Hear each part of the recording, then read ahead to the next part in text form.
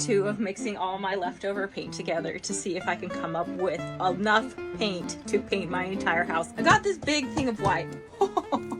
That's kind of satisfying. It is really pretty. I have gloss white exteriors. This is satin. I'm not sure what that is.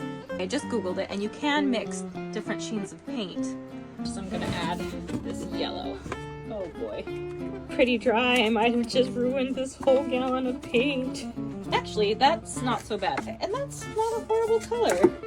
What if I put a little bit of this? I don't think it's gonna change it very much though. Okay, it's still too yellow. I have a bunch of blues that I have, just a teeny bit. Just a little bit of this and a little bit of that. And this. What do blue and yellow make? Oh, they make green. This is gonna be some craziness. Gonna add some of this white. It's so hard to do with one hand. I feel like I might dump my phone in this paint. If it turns out horrible, it was paint that I was probably just gonna let dry out.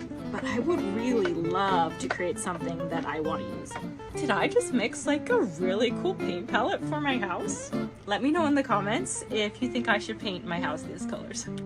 These are the 2 colors that I came up with mixing paint. And look at this, guys. This is another concoction that I mixed together years ago. These actually look really good together. I'm gonna swatch these because they will look different when they're dried.